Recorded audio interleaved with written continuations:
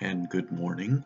It is April 3rd, 2020, and we're taking a look at the news again today. What's happening in the news? Well, turns out a lot of things are going on as you'd expect. The big thing so far this morning is the unemployment numbers have just come out. And this is what we've been waiting for to get an idea of the severity of the coronavirus as it spreads across the country. And what we have found, what the numbers released are, and by the way, the unemployment numbers come from a survey of Americans that's taken all across the country, that's taken March 8th through 14th. So it is early in the crisis. And at that time, what it records was a loss of 710,000 jobs across the United States. It's the first job loss in the United States since 2010. So since the Great Recession to today, we have had no period of job loss. Instead, we've had periods of job growth. The coronavirus came. What the United States has done is what every other country in the world is doing, which is shutting itself down. And in that process of shutting itself down, people lose jobs.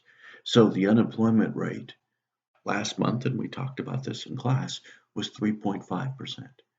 Today, it is 4.4%. And the expectation is when they do the report in a month, it's going to be significantly higher. I've seen estimates of 10, 15, 20%. There's even one estimate out there, 30%, but I think that's a little bit alarmist. So right now, we officially have an unemployment rate of 4.4%. What we know in the last 2 weeks, 10 million people in the United States have filed for unemployment insurance. 10 million people. That's a lot of people who are out of work. Okay? So the coronavirus, which is basically about all the news there is just continuing its destructive journey all through the United States. Um, Before I go into the numbers a little bit on the coronavirus, I do want to share there is one political piece of news, but again, it's related to the coronavirus. You remember the Democratic nomination for president? They're supposed to have a convention this summer. The Democrats are, and then it was supposed to be followed by the Olympics. Then the Republicans have theirs. And it's at those conventions that you officially crown your nominee, and that's when the vice presidential candidate is chosen. Well, the Democrats are supposed to have theirs in Milwaukee, followed by the Olympics, followed by the Republicans in Charlotte. Well, the Olympics, as you might have heard, have now been moved to 2021. Okay, and they're going to be starting in Tokyo in 2021. So they've been delayed a year. So that left an opening for the Democrats, and Joe Biden and Bernie Sanders both said, this isn't going to work if we leave the convention when it is. So they have moved it now to early August, and it will be the week before the Republicans have their convention. So I think this is the first time in history, American history, that a convention date has been moved. So anyway, the plan is still to have a convention. I'm not sure quite how you're going to do that because at a convention you'll have 50,000 people there all gathering and mingling, and you're not supposed to have gatherings of more than 10 people. So I'm not sure how that's going to work. They're talking about maybe a virtual convention. I really don't know. And reality is they don't know either. Okay. So anyway, here we are. We are planning still to have the Republican and Democrat conventions. And it's just that they're going to be now in August. Okay. Let's go through two other things. Number one, it's about the coronavirus now. And in the coronavirus, the numbers are more than 1 million people worldwide have the virus. 1 million people worldwide. And 54,000 people have died worldwide. Okay. And remember, when we began the semester, we barely knew anything about this. First time I ever talked about the coronavirus on my radio show was the 17th of January. That would be about the first time I talked about it in our classes. And now it's about the only thing that's going on. Okay, in the United States, there is 250,000, about 250,000 cases of the coronavirus. And we have had 6,000 deaths. So about 1 out of 4 cases of the coronavirus in the world are here in the United States. And 1 out of 10 deaths from the coronavirus are here in the United States.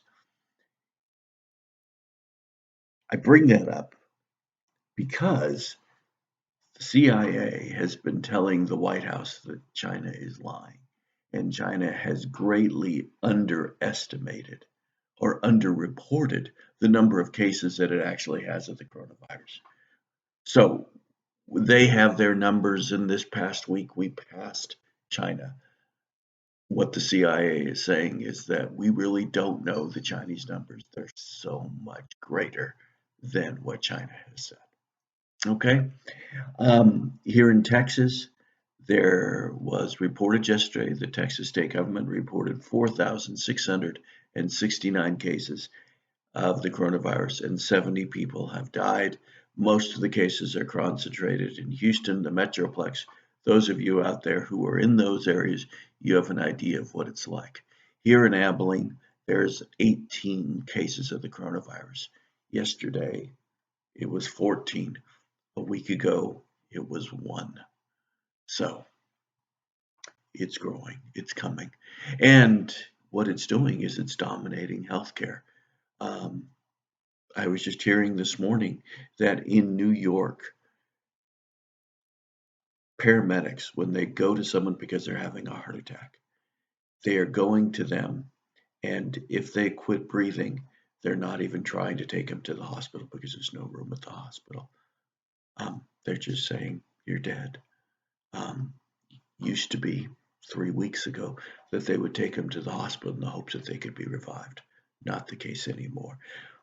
This virus is just changing everything about what's going on in the world. I do want to report, I thought this was really interesting. Daily deaths in the United States. And I don't, this is so depressing, I realize, and I'm sorry. But just to give you an idea, 2 days ago, there was 1,700 people in the United States who died of heart disease, 1,600 people who died of cancer, 1,000 people who died of the coronavirus, and then accidents killed 500, and lung disease killed 430, and strokes killed 400. In other words, what's taken place in this week is that coronavirus is the 3rd leading cause of death in the United States.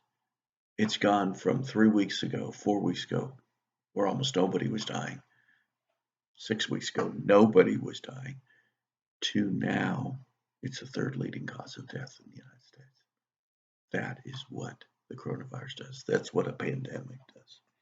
Okay, 2 other things. One is that there's a dispute going on in the White House and the CDC about should we all be wearing face coverings, masks, bandanas of some sort. And the recommendation slowly seems to be that in those places where there's a hot zone, wear a mask. The mayors of New York and Los Angeles, our 2 largest cities, have both told citizens to do that. Here in Texas, we have not been told to do that yet. And obviously what they're not talking about are those really special, those N95 masks that medical care providers need. They're saying don't get anything like that. But they are saying that to prevent the transmission of the virus, if you have it and you don't know it, and 25% of the cases apparently involve people who have no symptoms at all, then wear a mask. And it's also to prevent you, if you don't have it, from breathing in somebody else's vapors. What they're saying is that there's a possibility that this virus can be spread simply by talking, not just coughing, but by talking. Okay? Oil prices, yesterday they rose 25%. You might have seen if you've been able to buy gas that gas is pretty cheap. Last time I bought some, it was $1.59. The price of gas, and remember, a lot of it comes from West Texas. The price of gas has been dropping. When we began the semester, it was $60 a barrel. Now, 2 days ago, it was $20 a barrel. Now, with this 25% price increase, it's now $25 a barrel. But that's it. That's all it is. That's not very much. Okay. So, what we've got is the price has gone up a little bit. And why has the price gone up? Because President Trump has called his friend over in Saudi Arabia, the Crown Prince, and they've also been apparently having conversation with Vladimir Putin and saying, you guys need to get together and quit having this price war. Both countries are producing way too much oil. And because they're producing way too much oil, at a time when nobody's driving, nobody's flying, the price of oil is cratered. And President Trump, and that's causing a huge loss of jobs, especially in West Texas.